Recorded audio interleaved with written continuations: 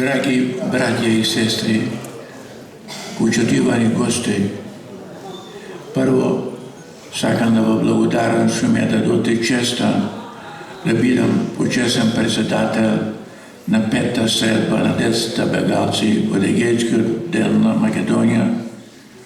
Ако ми дадете и честа пред 10 години, от 2008 година, в салата Борис Трайковски. И аз в Македония доаѓам много пъти на годишно ниво. Еден сум борице, що почна борбата за македонското име в Канада и то на светско име. Кога, ако ме прашате, кога бев порадосен в 2008 година, кога седов до Бранко Цървенковски и Велияновски в салата, или денес съм порадосен. И ако от тия 10 години повече от 20 държави не призная с името Република Македония, а денес сме на път да го загубиме името, ще загубиме в референдум на 8 септември 1991 година, а сега се сборува за втор референдум. Ние на първият референдум над повече от 90% от македонците решия нашето име ке биде Република Македония. И нема причина кога 138 държави, меѓу ние Русия, Кина, Америка, Канада, Англия и други много държави на призная со името Република Македония, а сега ние разговориме со гърците за капитулация. Браќа и сестри, наша трагедия е много дълга. Да не одиме много далеко от Александър Македонски, како рекол во 2008 година, ама да скокнем малко за турското родство. Турците беа во Македонија 5 века, от нас бараја 10% данок, не го сменија религијата, не го сменија градовите, селата и минјата, и после 5 векови, кога ги истраја и се заминаја, ние останаме како македонци. Наша трагедия почна на 13 година 1913 година со Бугарешкиот договор, кога Македонија поделија на Егейскиот, Пиринскиот, Вардарскиот и Мала Преспа. Во 1922 година Грција напада Турција во Мала Азија и грците создадоја, ово не го знаја, само го дознаа преди 2 години, дека на првите редови пратија македонска дивизија, како геројски македонски народ да се борат против турците, против војската на Кемал Ататурк. Тамо се рани и мој татко. Иако не знаеше да зборува грцки, ама го пратија да се бори за Грција. Во 1928 година, кога турците победија Грција, 1.500.000 Грци ги истраја од Азија Мала и од нив над 1 милион ги иселија во егејскиот дел на Македонија, меѓу тоа и во нашо село Загоричани. И то, како да не беше, дедо ми беше еден од тој, што отиде во Костур и прими 30 фамилии. Во 1928 година тия не го сменаа името на село Загоричани во Василјада. Не требаше да чекаме много време, не ги сменаа. И не само именията на градовите, на селата, на реките, на планините, на сешова македонски, дури гурбищата, дека беше со македонски писма и тие го унищожаја. Стигнаме во 1936 година, кога фашистот Метаксатот ни го забрани езикот да зборуваме дома. Кажа дојде, дури и баба ми кадуат 2 недели во затвор, зашто не знаеше да зборува грчки и полицијата на прозоречот чекаше како зборува тија. И седне на 40 година фашистичка Италија, а напаѓа фашистичка Грција и Метаксата, кој беше најголем противник, фашист, против македонскиот народ, во албанскиот формира македонска дивизија втор пат. Првата во 22, сега во 48 во декември.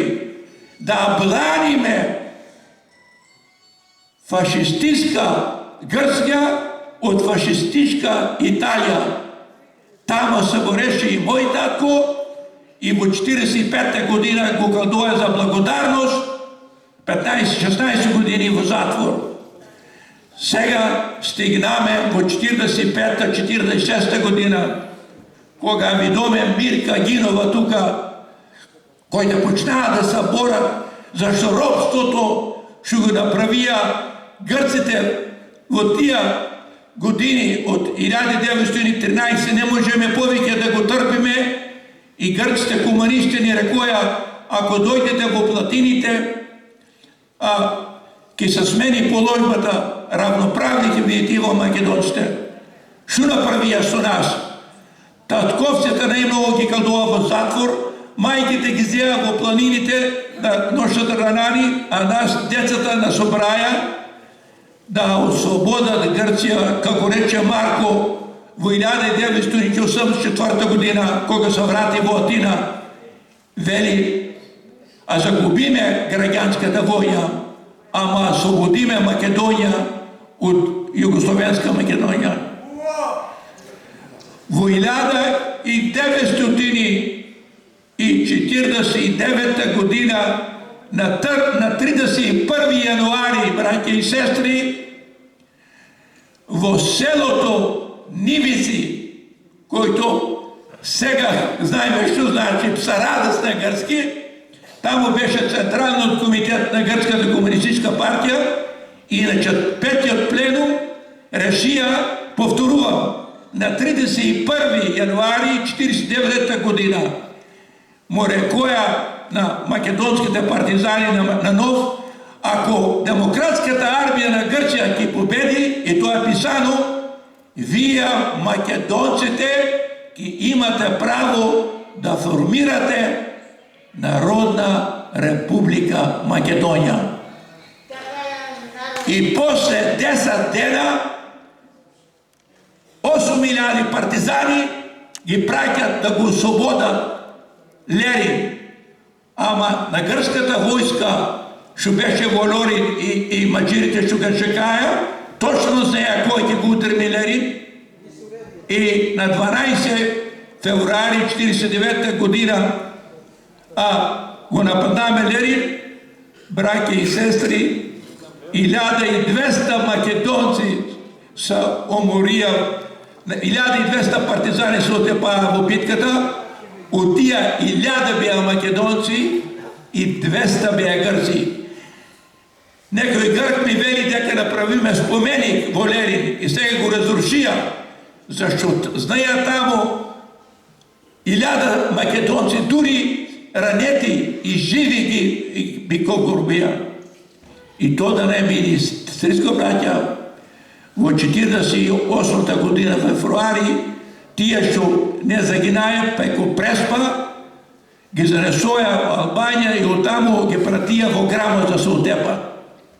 Сега ќе ви кажам едно нешто, којто се чудам, никаде не го читам. Ја кој цел чет ги читам сите македонски вестници од Седонија, којто го напајат македонскиот патриотизам, дека на март 1949 година во црквата на Нивиси, Централниот комитет на Грчката комунистичка партија, под генералниот секретар на Грчката комунистичка Нико Захариадис, го повтори на вториот конгрес на НОВ, ако втор пат, ако победиме фашистите во Грција, вие македонците ќе имате право да формирате Македонска народна република.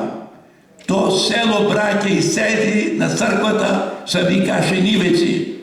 И сега, поради Грчката комунистична партија, таму, ако не на крига, а создаде Народна република Македонија, сега Ципрас и Скоцијас му вели на нашите, ќе дојдете во тоа место да го избришиме од паметот на македонскиот народ, дека таму Грчката комунистичка партија во 1949 година во март ни рече ќе формираме Македонска народна република. Ово не е случајно со договорот, капитулација, предавство се подписа во Нивици. Тоа таму дојдоја грците сите да го избришат од историјата, како сакаш да нас да не избришат. Сега, прв пат сум во Македонија, иако од 1991 година, секако ги да гледам од 2 до 5 пата во Македонија, јас ги организира првите лекарски конгреси на меѓународно ниво, заедно со Џон Битов и Ранев, раководиме борбата за уставното име, и некоја чита мојата книга во борбата за македонското име, ќе види каква роля игра в Канада и Унгарија да не признаем Република Македонија. И сега, браќа, стигнаме во Нивици. Го избришиме то, што грците ни го витија, комунистите. И сега, тая партија, која во 1949 година ни ветуваше Народна република Македонија, сега во Атина не сака во зборот новото име на република, што е Македонија, Горна, Северна, Јужната ќе се вика, да го не го има зборот Македонија. Дури сега ќе одат на суд. Демек, сака да не го избришат македонци. Почнаа да се радуват, вие ги читате. Развели тия сами се викат северни македонци. Нито еден од нас не се вика северни македонци. Ние широм свето, егејците беме тия кои во Австралија, во Америка, во Канада, во Европа ги изградиме првите цркви, првите културни. Зашто нас натераа, набуваја, натераа од Грција, тога требаше да избегаме после Илинденското вастање. И сега вие тука се готвите за друг референдум. Сакам да ви кажам, од диаспората нема да најдете не само еден кој е роден во егејскиот дел на Македонија, туку и другите во Пиринска Македонија, во Егејска, во Мала Пресва, којто ќе излезе на референдум. Ние мислиме референдум имаше во 1991 година, името е решено Република Македонија. За нас, повторувам, за нас, јас верувам, некој од вас нема да излезе на референдумот. Тој кој ќе излезе,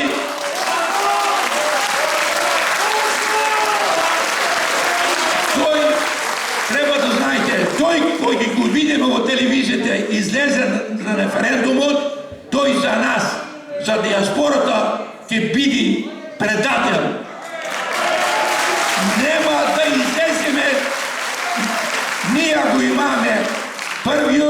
и последен референдум во 1991 година и тогава решиме нашето име Република Македония.